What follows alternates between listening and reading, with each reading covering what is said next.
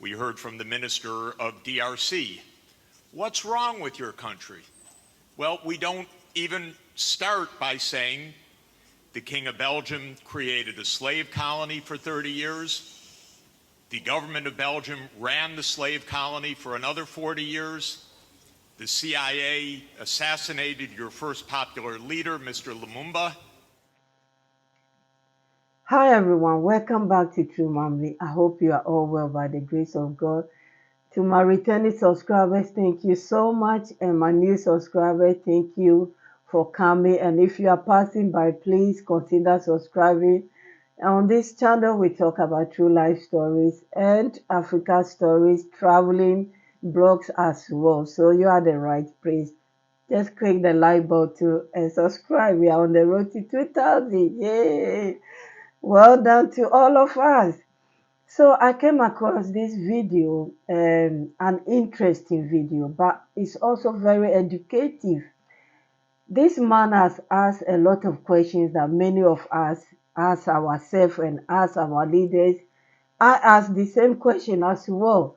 So I thought, let me share this interesting video with my audience and let all of us learn from it. It's long, I do not want to spoil it. His name is Mr. Jeffrey Sachs. You might hear his name before, but it's recently that I came across him, and he has a lot of interesting, very educative things. I'm hoping I will get another one after this and share with us. This particular one concerns Africa, and that is why I'm sharing it with you. So, without further ado, let's all listen to it together and learn something, hopefully. Thank you very much for your time. I truly appreciate you all.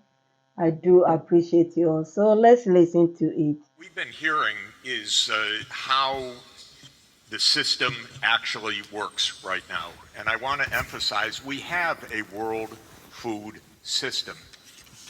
It's based on large multinational companies. It's based on private profits. It's based on a very, very low measure of international transfers to help poor people, sometimes none at all. It's based on extreme irresponsibility of powerful countries with regard to the environment.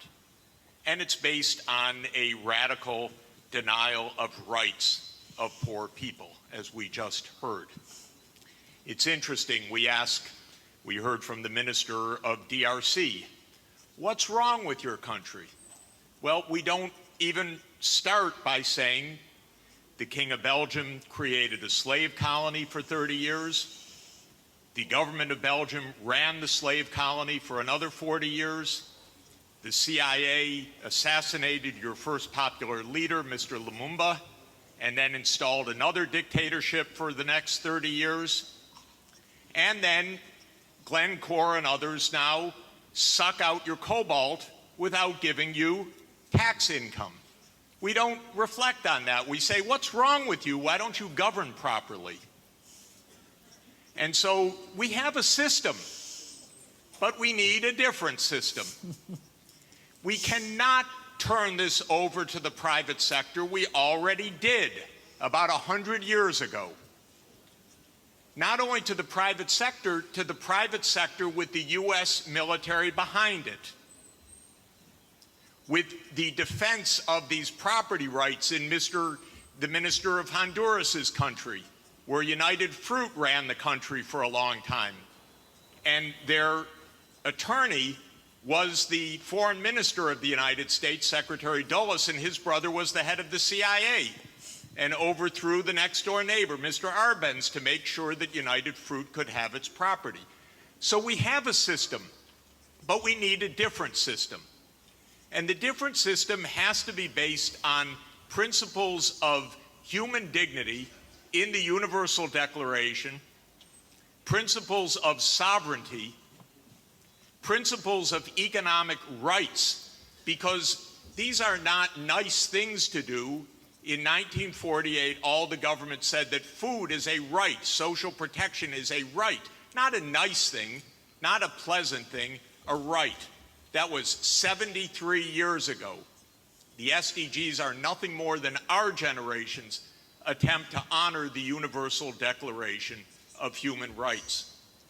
I come from a country that not only doesn't care about the world's poor, it doesn't even care about its own poor. 1 in 7 Americans is hungry right now. And they don't care. I mean, the poor people care, but one political party, all it cares about is cutting taxes for the rich and filibustering any solution. So we're in a world that's really tough. The private sector's not going to solve this problem. I'm sorry to say to all of the private sector leaders, behave, pay your taxes, follow the rules. That's what you should do.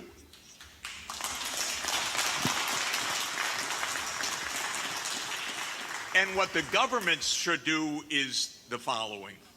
They won't, but they should.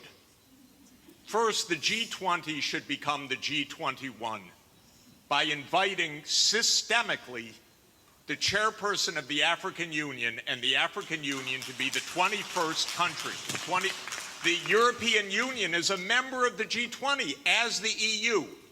If you add the AU as the 21st for the G21, you add 1.4 billion people to representation at that crucial event. That will change decisively the discussion because 1.4 billion people are not at the table for finance right now, and they need to be. So my first recommendation is the G21. I love the G20. Add one seat, 1.4 billion people with the AU represented. Second, we need an order of magnitude change of development finance. The rich countries just borrowed $17 trillion for COVID. The poor countries, nothing. Because the rich countries can borrow at 0, and the poor countries pay 5 or 10% coupon rates or have no access at all. So the world exposed its grotesque inequality this past year and a half. Rich countries didn't say, we tighten our belts, why don't you? My country spent $7 trillion of emergency funding, not one penny for anybody else, by the way. $7 trillion, it didn't even cross the imagination of the US Congress to include a few crumbs for the rest of the world. But the poor countries cannot borrow. That's what we should have heard from the World Bank. I didn't hear that from the World Bank. I didn't hear real numbers. Real numbers are in trillions right now because the world economy is 100 trillion a year. But we don't talk about real numbers. But my job, all I know in this world is long division. Divide by 100 trillion and then see whether you're talking about something real or not. So that's the second thing. We need massively to increase the lending and borrowing capacity of poor countries at near 0 interest rates like the rich countries have. Then they could get something done. By the way, for COVID vaccines, what we really need is for the United States to sit down with China, with Russia, with the European Union and the UK one day around the table and allocate these vaccines rather than hoarding them. That's all it would take.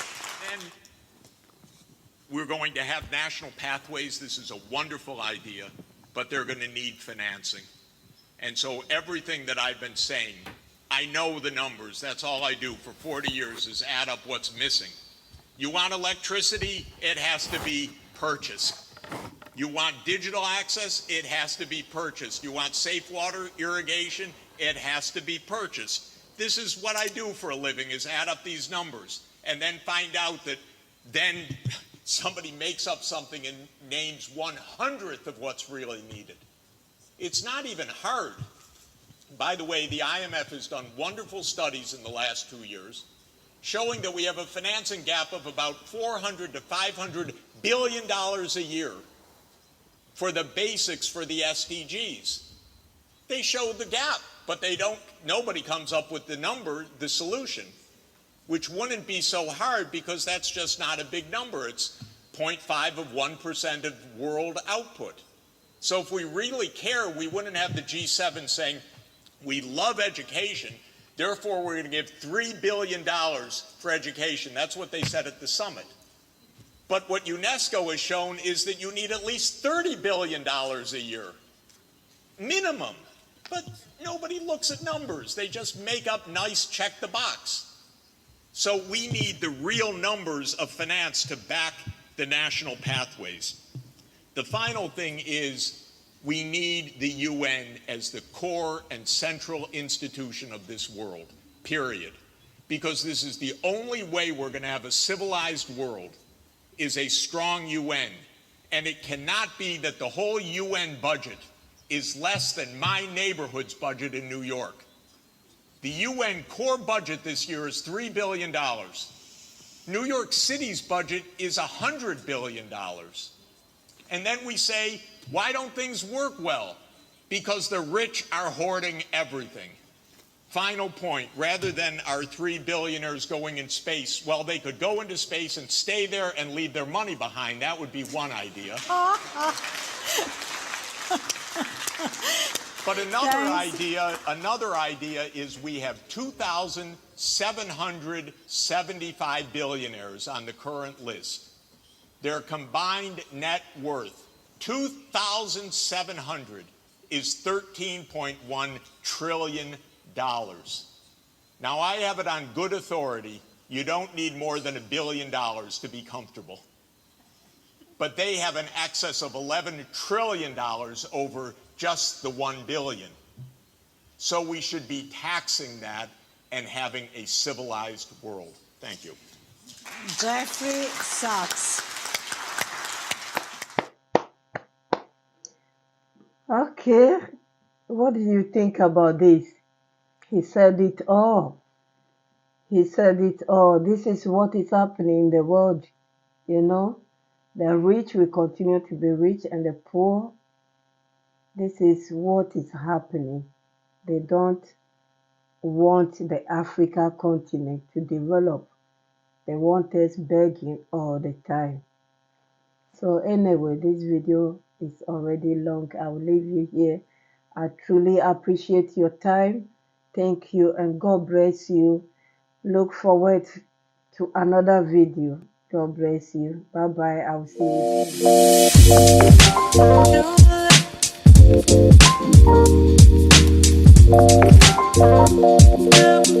soon.